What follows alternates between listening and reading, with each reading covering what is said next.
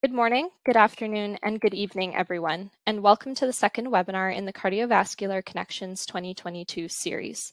Today's webinar is titled Vascular Contributions to Dementia, featuring Dr. Ashley Walker, Assistant Professor of Human Physiology at the University of Oregon. She will discuss her research on the vascular contributions to late-onset Alzheimer's disease. Before we get started, we would just like to acknowledge our partners at the American Physiological Society and the European Council for Cardiovascular Research, and also to thank the sponsors of this webinar series for making it all possible. And without any further delay, I'm pleased to welcome Ashley Walker to the floor. Ashley, take it away whenever you're ready. Thank you, Sydney, for that introduction. I would like to thank Inside Scientific and the American Physiological Society for the invitation to give this webinar today. As my title suggests, today I'm going to talk broadly about the vascular contributions to dementia, and then I'm going to be more specific about the role of age-related increases in arterial stiffness on dementia. In particular, I'm going to focus on Alzheimer's disease. I'm going to start by giving you the conclusion to my talk. This is essentially the take-home message. The take-home message is that old age leads to an increase in stiffness of the large elastic arteries, and that this increase in stiffness leads to cerebral endothelial cell dysfunction. And this is linked to reduced cerebral perfusion, neuroinflammation, amyloid deposition, and cognitive impairment. Throughout this talk, I'm going to fill in the evidence for these pieces. Because the final thing of this talk is going to be about amyloid and cognitive impairment, let's begin by talking about Alzheimer's disease. I don't have to convince many of you about the burden of this disease. For example, every 65 seconds, somebody in the United States develops Alzheimer's disease. This means by the end of my talk, there will be nearly 40 new cases of Alzheimer's disease in the United States. For this talk, I'm speaking specifically about late-onset Alzheimer's disease, or disease that occurs after the age of 65. The classic features of Alzheimer's disease are impairments in memory, as well as amyloid plaques and tau tangles in the brain. However, there has been a lot of debate about what is the initiating factor and what are the key factors in Alzheimer's disease. Particularly, there's been challenges to this classic amyloid hypothesis, which is that Alzheimer's disease starts as amyloid plaques, which trigger the tau tangles, which then lead to the neurodegeneration. Particularly as clinical trials for pharmaceuticals that have targeted amyloid have not been as successful as expected. This opens the door to ask what else could be involved in Alzheimer's disease. So let's first begin by considering what's happening inside the brains of those with Alzheimer's disease. The problem with diagnosing and studying Alzheimer's disease is that it is in the brain. If something is wrong, say with your liver, and you go to your doctor and they want to know what is happening in the cells in your liver, they might take a biopsy. The problem is we can't biopsy people's brains. This means it's really difficult to identify what's happening in the disease in living patients. And a lot of what we know about Alzheimer's disease comes from autopsies. Next, I'm going to do a little engagement with you and ask you a few questions about a study that looked at autopsies from individuals that had Alzheimer's disease. To clarify, these individuals were diagnosed with Alzheimer's disease while they were alive, and then they took brain samples after they died to analyze them. So in this question, I'm asking for those individuals who had Alzheimer's disease that was diagnosed while they're alive, when they looked at their brain after death, how many of them had AD pathology? And by AD pathology, I mean, did they have amyloid plaques or tau tangles in their brain? And the actual answer is it was 85% of those patients had AD pathology in their brain. This means we're reasonably good at diagnosing Alzheimer's disease when somebody's alive. And of note, this study is at least 5 years old, and we're getting better at our imaging techniques to diagnose Alzheimer's disease in people while they're living. So this might be getting closer to 100%. However, this is just one piece of the puzzle. So in addition to AD pathology, what else was happening in the brains of these people with Alzheimer's disease? So another question. For individuals, again, who are diagnosed with Alzheimer's disease while they're alive, how many of them had other pathology present in their brain? This other pathology could include Lewy bodies, hippocampal sclerosis, vascular pathology, TDP-43 present in the brain. And the actual answer is it's closer to 96% of people. This means that while a lot of people had AD pathology in their brain, they also overwhelmingly have something else happening in their brain. So let's look at this as a whole chart of what I've just shown you. So here we have all the breakdown pieces of this pie. So for example, AD pathology, which is that little sliver that is purple, makes only 3% of the patients, while 82% of the patients in this study had both Alzheimer's disease pathology and some other pathology in their brain. And then there's a section of people, about 14% of people, who had other pathology and no Alzheimer's disease pathology, and then a very weird 1% of people who had no obvious pathology in their brain. And to reiterate, these people were all diagnosed with Alzheimer's disease while they were alive. These results mean that it's not just that Alzheimer's disease pathology that is occurring in the brain. So let's consider what else is happening in the brain. I want you to take a second and think to yourself, what does a brain look like? Picture it in your mind. Likely you thought of something that looks like this, the pink wrinkly brain. What this image doesn't show you is all of the blood vessels that surround the outside of this brain. So when we look at a picture of a brain like this, it's been cleared of blood. Even more so, what we're not seeing is the intricate network of blood vessels within this brain. This is a plasticized picture of the vasculature within the human brain. So this is the arteries, the arterioles, the capillaries, and the veins. As you can see, there are blood vessels going throughout the brain. These blood vessels are important for bringing nutrients to the brain, as well as removing waste. So the question is, does this vasculature play a role in Alzheimer's disease? So let's consider again, what do we know about those brains of people with Alzheimer's disease? So this is the same patients that I've shown you in the pie chart before. Now I've added an extra layer onto this, showing you that other pathology that specifically included vascular pathology. As you can see, again, a big portion of this chart is in pink, and the pink now represents people who had both vascular pathology and Alzheimer's disease pathology in their brain. That was 82% of patients. There's also 5% of patients that just had vascular pathology in their brain. So now that we've looked at this in people with advanced disease, and we see that there's a lot of vascular pathology, let's consider what happens early on in the disease process with Alzheimer's disease as well. So this is a figure from a study that looked at trajectories of biomarkers over the course of disease. So in this study, they compared people, which is shown on the x-axis, that were either healthy controls, that had early mild cognitive impairment, that had late mild cognitive impairment, or that had late onset Alzheimer's disease. And what they're showing in all the various lines on this is the trajectory of biomarkers that they studied. So these biomarkers were either done by imaging, such as MRI or PET scans, or they were looking at changes in memory or looking at changes in proteins in the cerebral spinal fluid. So this is the trajectory over the whole course of the disease. But what really stood out was what was happening early on in disease.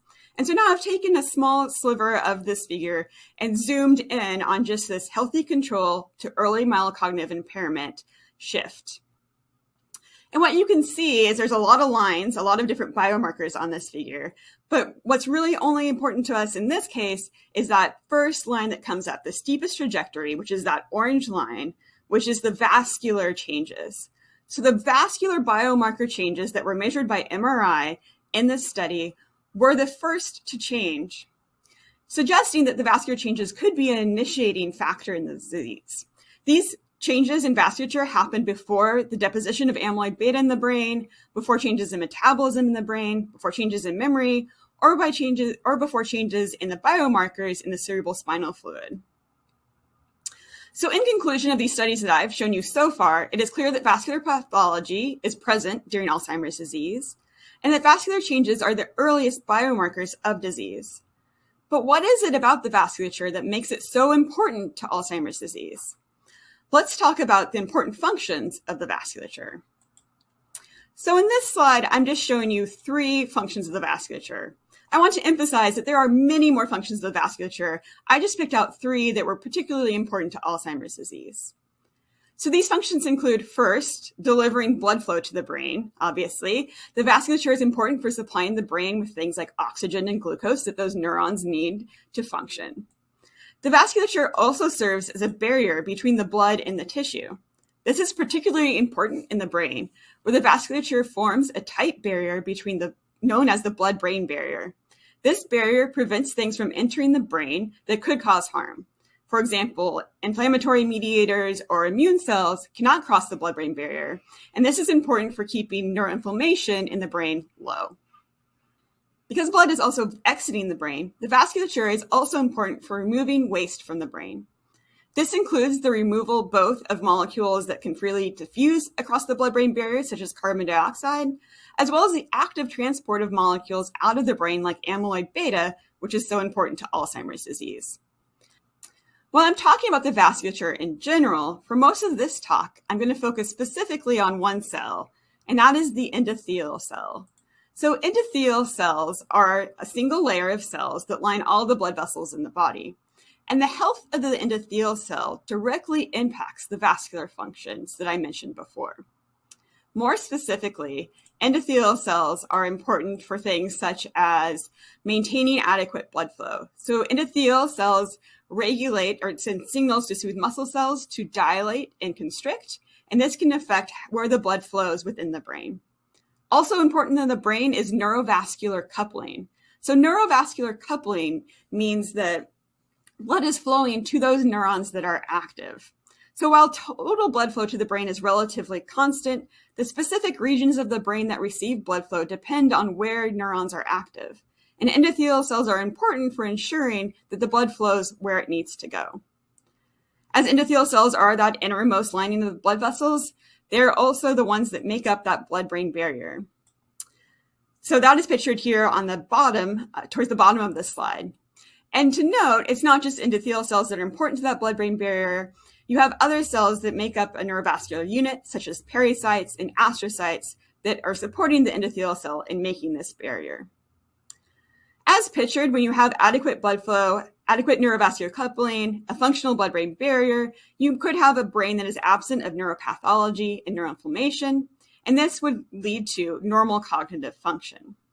However, in disease states, often those endothelial cells become dysfunctional. And those dysfunctional endothelial cells are linked to increases in oxidative stress and inflammation within the vasculature.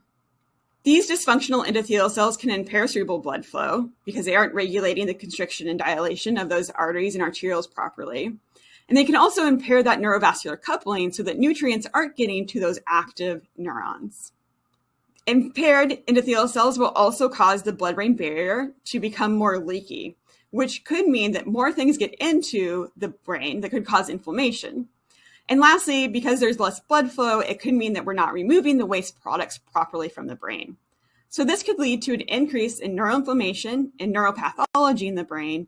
And we know those two things are linked to cognitive impairment, such as what we see with memory impairments in Alzheimer's disease.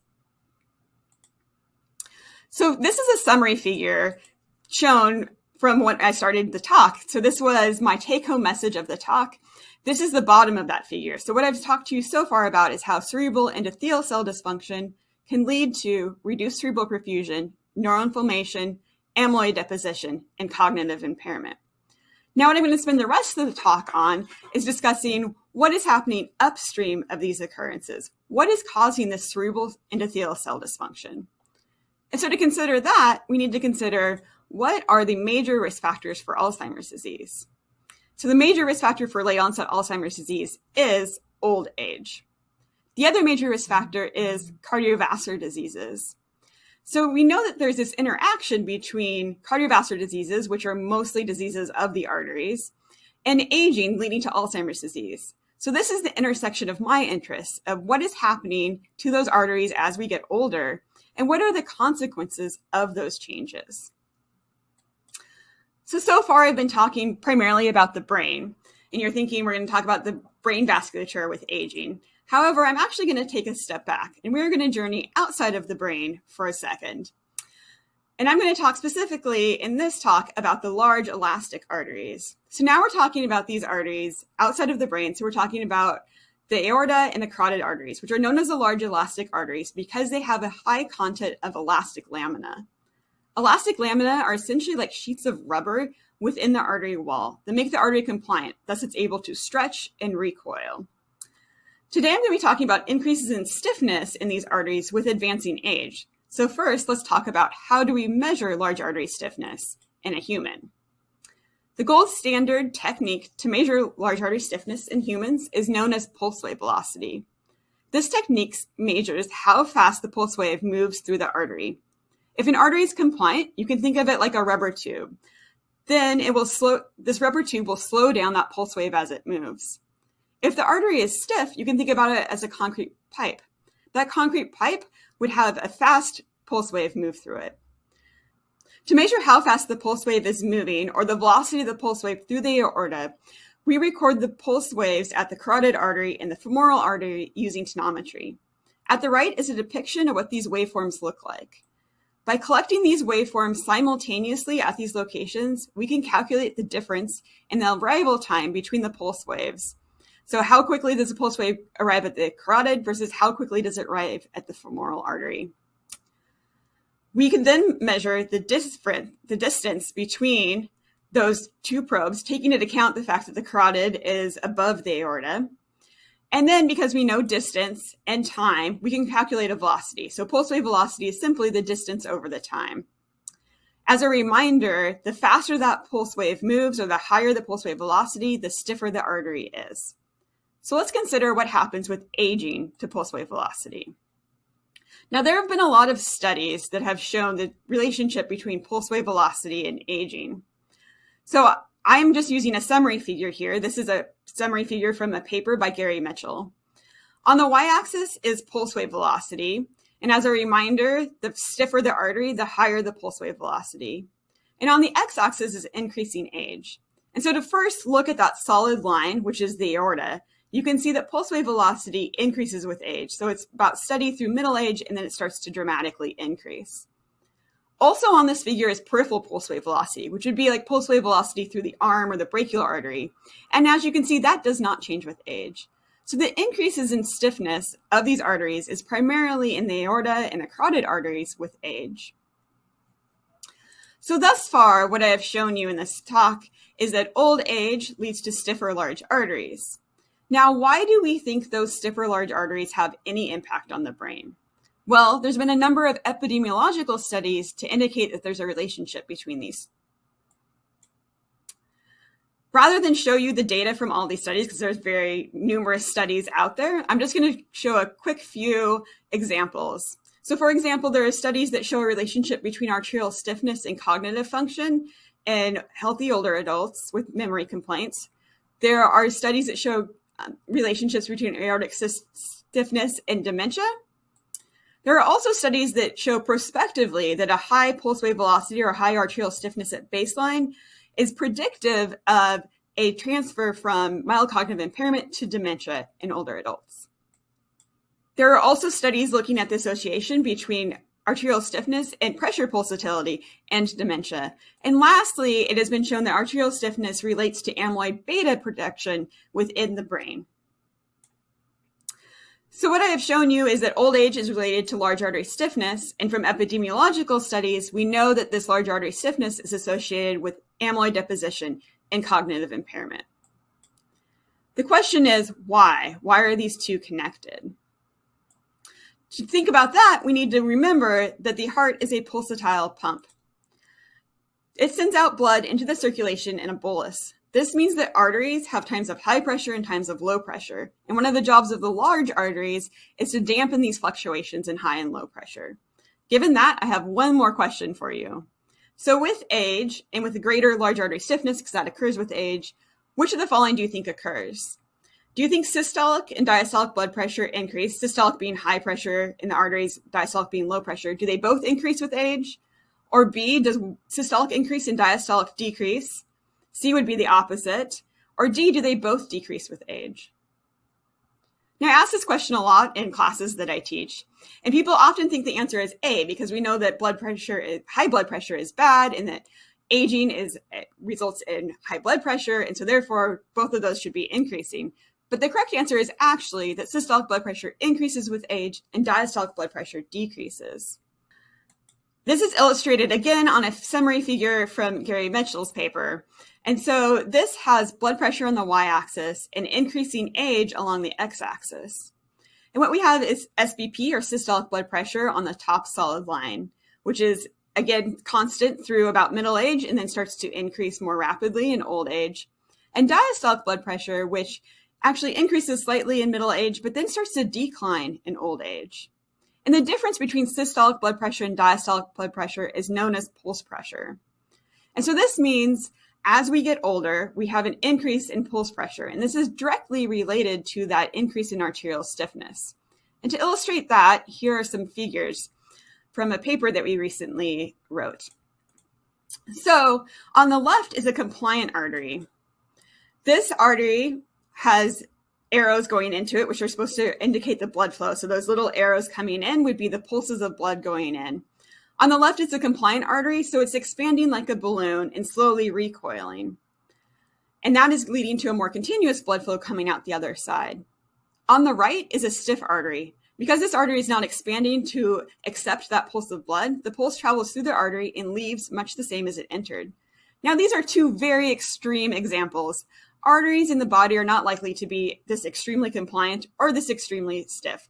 It's just to illustrate this concept. And I also have a video to illustrate this concept as well.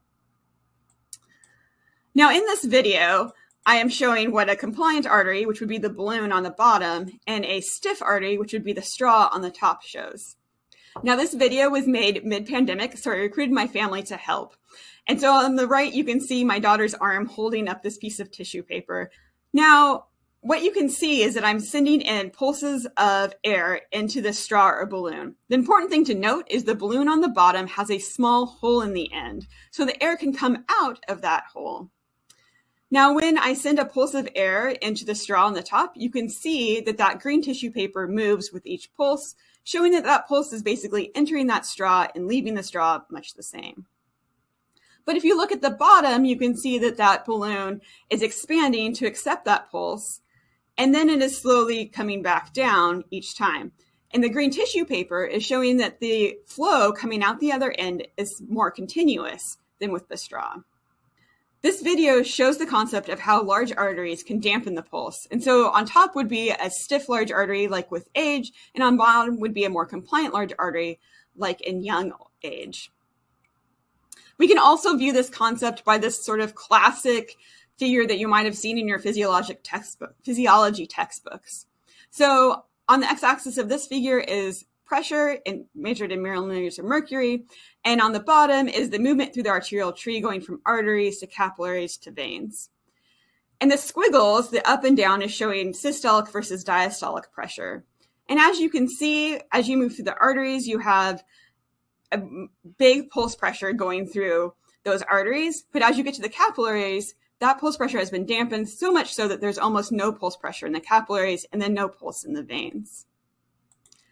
And so what I'm showing here is that more compliant arteries lead to more dampening of that pulse as you move through the arterial tree. However, when an artery is stiffer, then the pulse pressure is wider in those large arteries, which leads to a wider pulse pressure in the resistance arteries, which leads to more pulse pressure entering the microvasculature, into those arterioles and capillaries. The problem is that those small arterioles and capillaries do not have the structure to deal with this high pulse pressure. So here's some examples from some images we collected in my lab. So for the aorta, here is a cross-section of a mouse aorta with the elastic lamina in green. So the elastic lamina actually autofluoresces. And so this is just an image of that autofluorescence. And what you can see is that within a mouse aorta, there's about 7 to 8 layers of this elastic lamina. So these are the elastin proteins that give that artery the stretch and recoil. However, when you look at a cerebral artery, in this case, the middle cerebral artery, you see that there's only one elastic lamina. That means that this artery has less structure and ability to deal with those increases in pulse pressure. And I don't have an image of a capillary, but you can guess that a capillary doesn't have much structure as it's just a single layer of endothelial cells. And so it's really going to be impacted by increases in pulse pressure that could lead to damage. So what I've shown you so far is that stiff large arteries lead to an increase in cerebral artery pulse pressure. Now what we think is that increase in cerebral artery pulse pressure can damage those endothelial cells. And so to show you our data, to show that this indeed happens, what we do is study this ex vivo. And so in this study, we applied high and low pulse pressure to cerebral arteries ex vivo. So on the left, I'm showing you the artery that we moved from a mouse brain. So we took a posterior cerebral artery. And what we do is we cannulate that artery onto glass pipette tips, which is shown on the right. And so we tie with suture that artery onto the pipette tips, meaning that we can now pressurize the inside of this artery. To give you a scale, these arteries are very small. This is about 150 to or less microns in diameter. And then in the middle is showing the rig where we measure these arteries. And so we have these on a microscope so we can get an image like that on the right. This picture in the middle is actually not the rig that we used because we used one where we can actually pulse the arteries. And so in this study, we had various pulse conditions. So we pulsed the arteries either at a low pulse pressure, which would be about 25 millimeters of mercury, and I have the actual numbers down there, or a high pulse pressure, which would be 50 millimeters of mercury. Of note, we did this at 400 beats per minute. So 400 beats per minute is slightly lower than a normal mouse heart rate, which would be about 600 to 700 beats per minute. So after exposing these arteries to the pulse conditions, we were interested in the endothelial cell function. Specifically, we wanted to know about the endothelial cell's ability to signal for vasodilation and if that was impaired. So as a quick review of what endothelium-dependent dilation is, here is an image we have of a longitudinal cross-section of an artery so that we have the lumen in the middle of the image with the endothelial cell layer on the next to the lumen and then the smooth muscle cells on the outside. We know that in response to pharmacologic stimuli, such as acetylcholine, or increases in blood flow across the endothelial cells, the endothelial cells activate endothelial nitric oxide synthase, which, as the name implies, produces nitric oxide.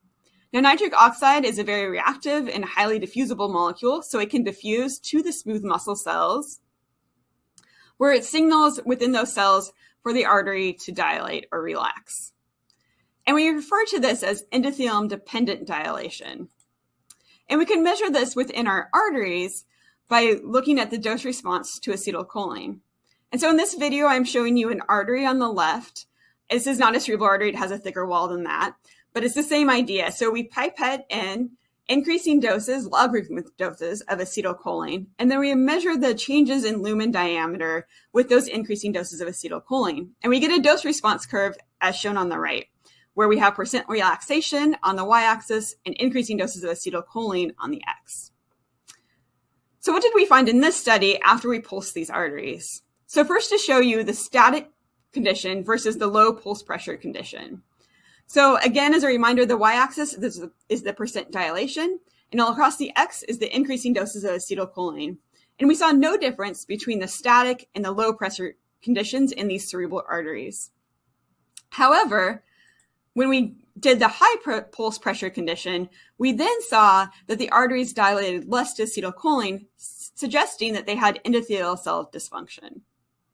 Now, I want to mention that we are not the only people who have done a similar study to this, and that Eric Thoren's group has also shown that in response to increases in shear stress, as shown on the right panel, that they also saw that high pulse pressure impairs that dose response or that flow-mediated dilation in this case. So we have seen that high pulse pressure impairs cerebral arteries both in response to acetylcholine as well as in response to increases in shear stress.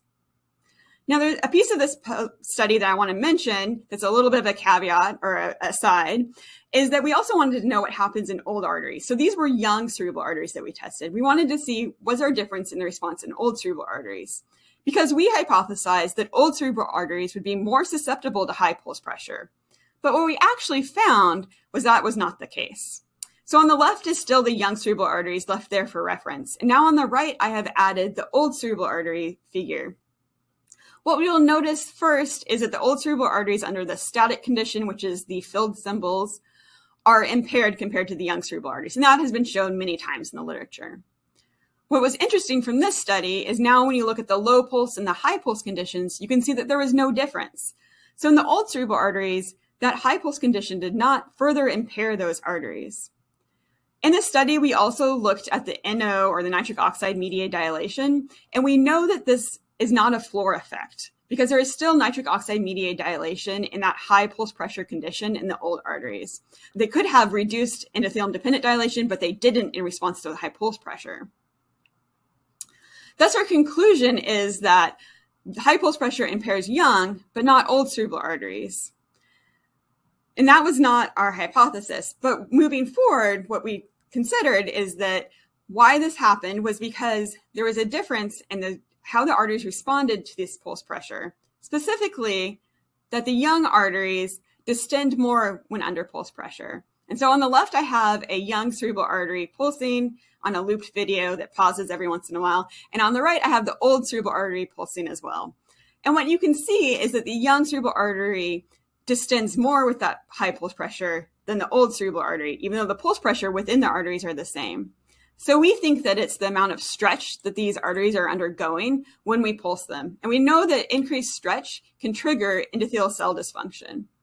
Thus, the old cerebral arteries are protected against high pulse pressure because they are more stiff. While this protection may be good for that particular artery, the problem is that this will transfer that high pulse pressure further into the brain with aging.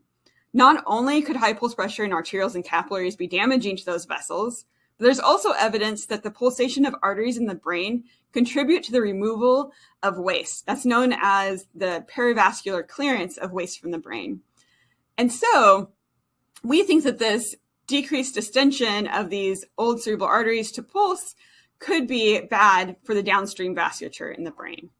Going back, or switching gears back to the overall story, what I showed you in the young arteries was that increased cerebral artery pulse pressure leads to cerebral endothelial cell dysfunction. And adding to the story, we already know that large artery stiffness leads to increased cerebral artery pulse pressure. So our next question was, if you have stiff arteries, can we definitively prove that that leads to cerebral artery endothelial cell dysfunction? Well, we have a lot of evidence previously that suggested those are related. We wanted to actually do a causation study. And to do that, we used a mouse model of increased large artery stiffness. This mouse model is the Elastin heterozygote mouse. So if you knock out both Elastin genes from a mouse, the mouse will not survive. However, we've learned that you can use the Elastin heterozygote mouse as a model of large artery stiffness. And so elastin is that elastic protein that makes up those elastic lamina that create that ability for the artery to be compliant. So first thing that we looked at in our elastin heterozygote mice is the amount of elastin actually present in their arteries. And so these images are cross-sections again of arteries from these mice. So on the left, I have the wild-type mouse, and on the right, I have the heterozygote mouse. And what you can see is the elastic lamina, again, it is autofluorescing in the green channel. And you can see that the wild-type mice have more elastin in their aorta than the heterozygote mice, as expected. However, when you look at the middle cerebral artery, you can see that there's no difference in the amount of elastin within these arteries. This is important because this shows that our model is primarily affecting the large arteries, but not the small artery elastin content. Next, we looked at the stiffness of the aorta, and we used pulse wave velocity. As I described before, you can do pulse wave velocity in a mouse as well. And so here I have pulse wave velocity of the wild-type mice on the left and the heterozygote mice on the right. And as you can see, there's higher pulse wave velocity in the heterozygote mice. What's important to this is that we see this magnitude of difference between our wild type and our heterozygote is very similar to the magnitude and difference between a young and an old mouse. So we're working within the physiologic realms of what the difference in stiffness would be with aging. Not only did we see that there's an increase in stiffness of the aorta in this case, in these heterozygote mice, but we also saw that there was no difference in stiffness of the cerebral arteries. This is shown by the beta stiffness index on the figure on the right. As you can see, there's no difference between the wild type and the heterozygote mice. So this means that the Elastin heterozygote mice are a model of isolated stiffening of the large arteries, which is important because we didn't want to directly affect the cerebral arteries with our model. So now we have the Elastin heterozygote mouse as a model of large artery stiffness. We wanted to know how is that impacting the cerebral artery endothelial function. So similar dose response curves, we did the ex vivo studies of the cerebral arteries again, in this case, the middle cerebral artery. So again, to remind you, on these curves, I have on the y-axis, the middle cerebral artery vasodilation, and across the x-axis is increasing doses of acetylcholine. The wild-type mice are shown in the cyan color, and as you can see, the heterozygote mice in the maroon color have a significantly impaired dilation to acetylcholine, suggesting that they have endothelial cell dysfunction. Again, I can relate this back to what we see in old mice. And we can see that the magnitude of difference between a wild-type and heterozygote mouse is very similar to the difference between a young and an old mouse, showing that we are modeling aging or the effects of large artery stiffness on the cerebral vasculature in a young mouse using this genetic model. Now, there is further reductions or a greater magnitude of difference between the young and the old mice, because I don't want to suggest that large artery stiffness is the only thing impairing endothelial function in old age. Importantly, we also looked at endothelium-independent dilation. So this is the dose response to sodium nitroprusside shown on the right. Sodium nitroprusside is a nitric oxide donor. So this will bypass those endothelial cells and give nitric oxide directly to the smooth muscle. And what we see is there's no difference between our wild type and our heterozygote mice for this. So this further indicates that it is indeed the endothelial cells that are dysfunctional in this heterozygote mouse. So why are they dysfunctional and why are they dilating less to acetylcholine? Let's go back to how acetylcholine signals for dilation. And primarily how this works is by stimulating nitric oxide production. And so we can look at the effect of this by blocking nitric oxide synthases, and we do that with a compound known as L-name. So when we block nitric oxide synthases with L-name, we see that there's almost no dilation of these cerebral arteries. So in this case, the solid symbols are what I showed you before with the normal response to acetylcholine, and now the open symbols are with L-name present. And as you can see in both the heterozygote and the wild-type mouse, there's almost no dilation, or there's actually even constriction in response to acetylcholine. And we can take the difference between the L-name response, or with and without L-name, as the amount of nitric oxide mediated dilation. And we can say that now those wild-type mice are dilating more to acetylcholine because they have more nitric oxide bioavailability. So the next question is, why do they have more nitric oxide bioavailability? And to look at that, we considered what typically causes endothelial dysfunction with age, and what that is usually oxidative stress. So we know that mitochondria within endothelial cells or enzymes such as NADPH oxidase can produce superoxide. And this superoxide is a highly reactive molecule, and it reacts with nitric oxide together to produce peroxynitrite. Or as one of the students in my lab kindly referred to this as, oh no, because this is typically a bad thing that happens. So now we have no longer available nitric oxide to diffuse to the smooth muscle to signal for dilation. This increase in oxidative stress is also bad because it can damage endothelial nitric oxide synthase or remove its cofactors. And now eNOS is producing superoxide as well instead of nitric oxide, creating a vicious cycle, all resulting in endothelial dysfunction. We can measure the amount of, or biomarker of peroxynitrite by looking at nitrotyrosine within these arteries. So in these images, I'm showing you immunofluorescence for nitrotyrosine. So again, on the left is the wild-type mice, and on the right is the heterozygote mice, and in red is the nitrotyrosine staining. And then I have the overlay with the elastic lamina and the nuclei below. As you can see, there is more nitrotyrosine staining in the in the heterozygote mice, suggesting that there's more cerebral artery oxidative stress. Does this oxidative stress functionally impact the vasculature? We can look at that by using a molecule known as TEMPO, and TEMPO scavenges superoxide. So now if we're removing that superoxide, there should be more vasodilation. These are the data showing you what we see with TEMPO. So what we see on the figure on the left is in the wild-type mouse, when we give TEMPO to the bath that it's incubating in, that there is no change in the response to acetylcholine. However, when we give TEMPO in the bath to the heterozygote mouse, we see that this vastly improves the middle cerebral artery vasodilation, suggesting that that superoxide was impairing the dilation, because when we remove the superoxide, it now dilates more. So from this set of studies, what I've shown you is that the Elastin heterozygote mouse is a model of isolated stiffness of the large elastic arteries, and that this leads to cerebral endothelial cell dysfunction, particularly by increasing superoxide within the artery. And that superoxide leads to a decrease in nitric oxide bioavailability. Interestingly, in this study, we not only studied cerebral arteries, but we also looked at the skeletal muscle circulation to see if this was common throughout the body. And what we actually saw was there is no difference between wild type and heterozygote mice in the skeletal muscle circulation, or the endothelial function within these skeletal muscle arteries. This goes along with the human data that shows that the cerebral arteries, or specifically the brain, is more impacted by stiffer large arteries. So in humans, we know that the brain, the kidneys, and the heart are the three organ systems particularly impacted by stiffer large arteries. And that's what we show in our data as well. Next, we wanted to know was, is there an impact of this related to Alzheimer's disease? So one of the things we know about Alzheimer's disease is that there's an increase in amyloid beta. And it's been shown that amyloid beta causes cerebral endothelial cell dysfunction. So we wanted to know, is there an interaction between amyloid beta and stiffer large arteries? Our first study into this was an ex vivo study. So in this study, we took cerebral arteries, again, from our Elastin wild type and heterozygote mice, and we incubated them ex vivo with amyloid beta. And so the solid symbols are similar to the curves I showed you before with the impaired baseline function in the heterozygote mouse.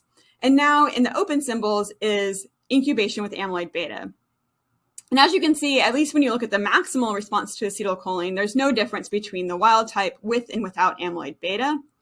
But there's this dramatic reduction in the heterozygote mouse in those white, maroon outlined symbols at the bottom, is that when you have amyloid beta present in the Elastin heterozygote cerebral artery, it barely dilates at all to acetylcholine, suggesting that there is an interaction between amyloid beta and large artery stiffness. Now, those were ex vivo studies. So what we really wanted to know is this also occurring in vivo? Because in vivo made amyloid beta could be different than that ex vivo study. So to do this, we used a mouse model of Alzheimer's disease. We used specifically the triple transgenic Alzheimer's disease model. So this mouse has 3 mutations that are similar to human mutations that are found, and they result in increased aberrant amyloid beta production as well as increased tau pathology. And so we crossed this triple transgenic mouse with our model of large artery stiffness, or Elastin heterozygote mouse. And the particular outcomes we were interested in are these ones at the bottom. And so today, for the sake of time, I'm only going to show you a snippet of our cerebral perfusion and neuroinflammation data. First, to start with cerebral perfusion. So we measured cerebral perfusion using arterial spin labeling MRI. This work was done in collaboration with Oregon Health and Science University. In the MRI, we collect an anatomic image, which is shown in the middle, which allows us to find our brain regions of interest. The brain regions in this specific study we were interested in were the hippocampus and the entorhinal cortex. We chose these 2 regions because they are known to have the earliest dysfunction in Alzheimer's disease. We then collected this arterial spin labeling, or ASL image, on the right. In this image, the areas of high perfusion are shown in red, and areas of low perfusion are shown in blue. These are our results. So let me walk you through this figure because I'm going to show you a couple in a row that have the same setup. So in this figure on the left, we have perfusion on the y-axis. So that's the amount of blood perfusing the brain tissue. And then across the X, we have our 4 groups because we did a cross of our heterozygote Elastin mouse with our triple transgenic mouse. So the dark cyan is our wild type Elastin mouse. And the lighter cyan in the next bar is the wild type mouse crossed with the triple transgenic Alzheimer's disease mouse. And the next bar is the Elastin heterozygote mouse. And then at the very end on the right is the Elastin heterozygote mouse crossed with the triple transgenic Alzheimer's mouse. And then on the very right, I'm showing you representative images of what this cerebral perfusion looked like. Now for the hippocampus, you can see some trends in these data, but there is actually no significance. We also looked at the entorhinal cortex in this slide, and we actually found that there was a significant effect of the triple transgenic gene. So there's a main effect of that 3xTG80 genes, specifically that the Elastin heterozygote with those genes was lower than the Elastin wild type. But there was no effect of the Elastin gene on its own, so there's no effect of large artery stiffness. Now, these images are just baseline perfusion. What really matters in the brain, though, is the blood getting to those active neurons? Now, we didn't actually do neurovascular coupling measures in these mice yet, but we did measure the cerebral vascular reactivity. So that means the amount that the cerebral vascular arteries and arterioles could dilate to increase the amount of perfusion to particular brain regions. To do this, we gave the mice a hypercapnic stimulus to increase cerebral vasodilation. And so now in this figure on the right, the solid bars are what I showed you before, and now I've added the striped bars, which are our hypercapnic stimulus. And as you can see in the first 3 bars, there's an increase in cerebral perfusion when you give hypercapnia, as to be expected, and this is in the hippocampus. But what we saw, interestingly, was in our far right group, which is the Elastin heterozygote crossed with the Alzheimer's disease genes, is that there's no further increase with hypercapnia, suggesting that the cerebrovascular reactivity of these mice is greatly impaired. So this suggests that there's an interaction of Alzheimer's disease genes with large artery stiffness, leading to impairments in cerebral perfusion. So what we've shown so far is that the cross between these two genes leads to reduced cerebral perfusion. Next, we also wanted to look at neuroinflammation, and we did this by looking at active microglia with IBA1 staining. And so this figure, again, is the same setup with the groups across the x-axis and the amount of positive area on the y, and the representative images on the right. And as you can see, there was a main effect of the elastin heterozygote gene on the amount of activated microglia found within the cerebral cortex of these mice, whereas there was no difference with the Alzheimer's disease genes. So in this case, interestingly, it was the large artery stiffness that was increasing neuroinflammation and not necessarily the interaction between large artery stiffness and Alzheimer's disease genes. So what we showed with this mouse was, again, that when we cross these two, we get neuroinflammation. But again, that was more due to the large artery stiffness and not the Alzheimer's disease genes.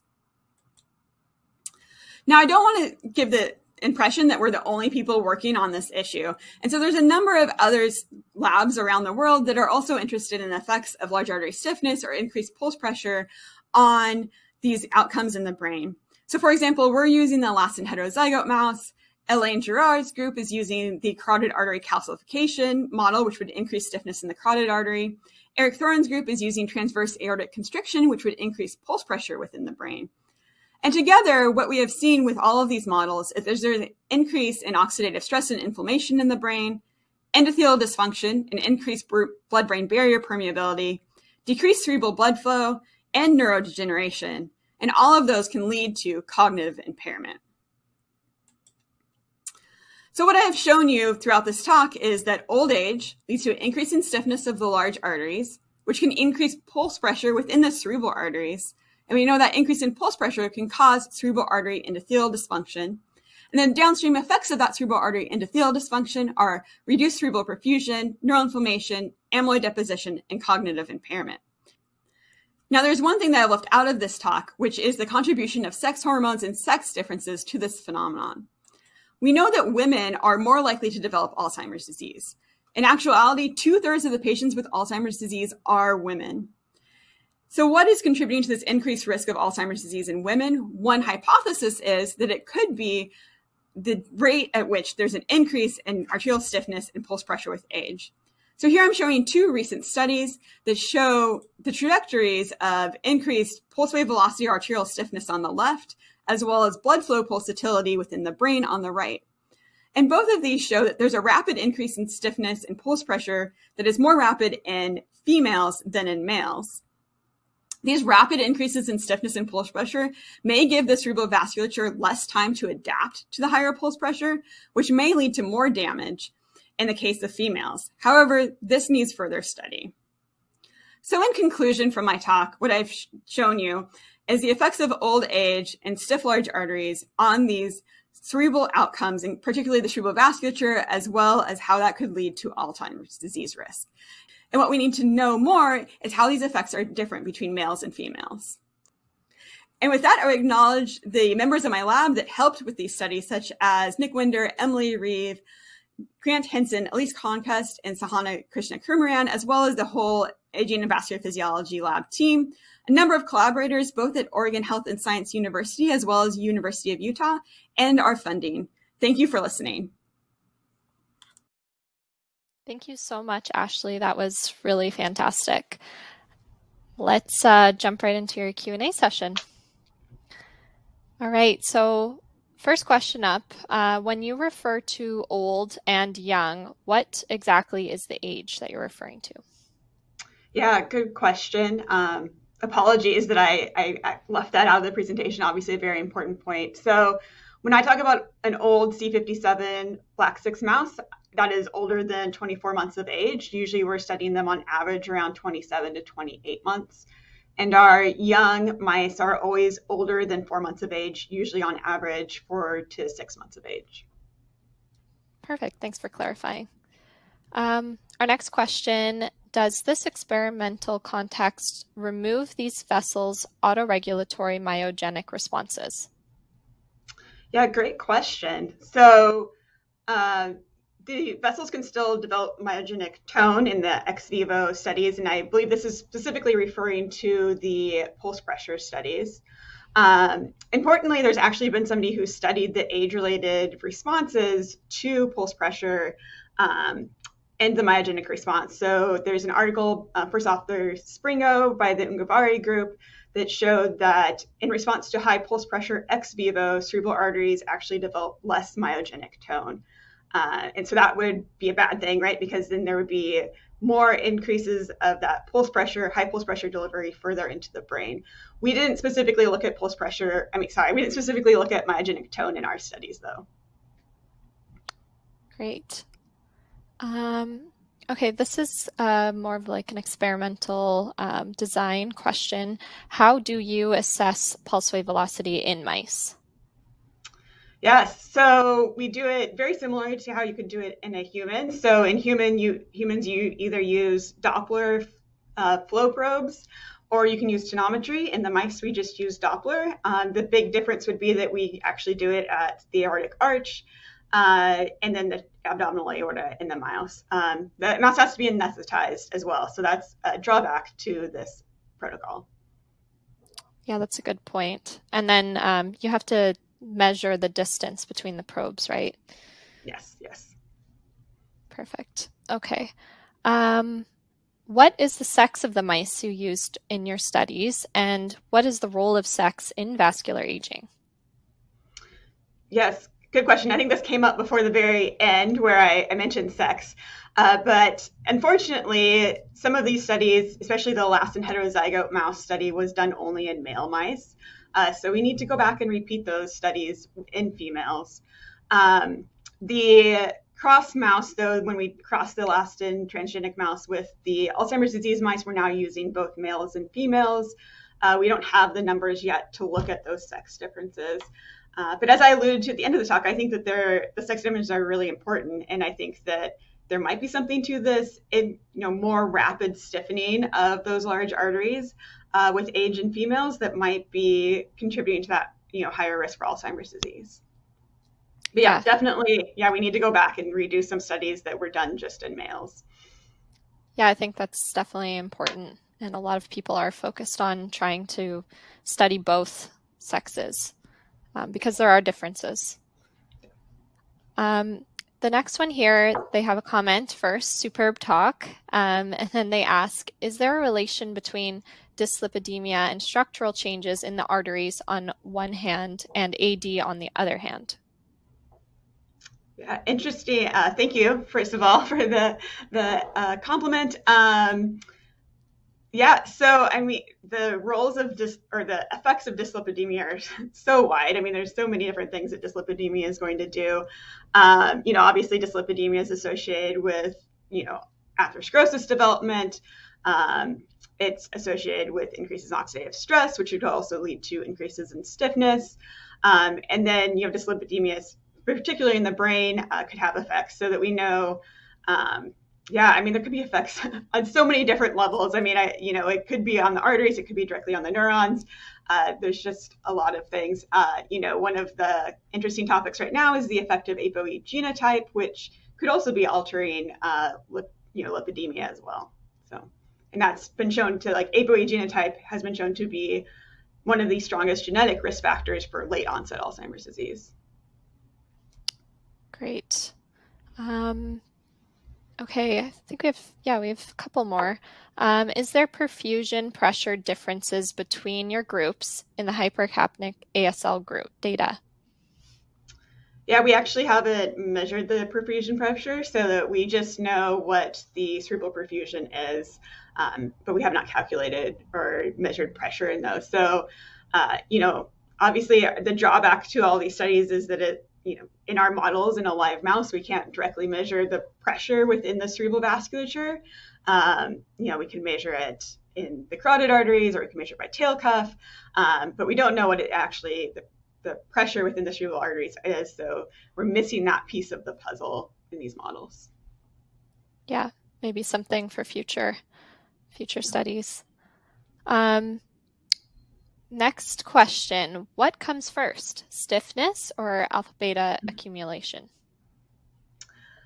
That's like the big question. I don't have the answer, right? Like, I think that if we knew the answer, the Alzheimer's disease research field would be so much better off, right? Like, nobody knows what is the first thing. I mean, so we know, what we can measure, so that we know that changes in biomarkers in vasculature occur before you can measure the amyloid beta deposition, and that increases in stiffness are happening around the age of 50 or so, whereas usually you're getting amyloid beta deposition later in life. You're not developing Alzheimer's disease until 70 or 80.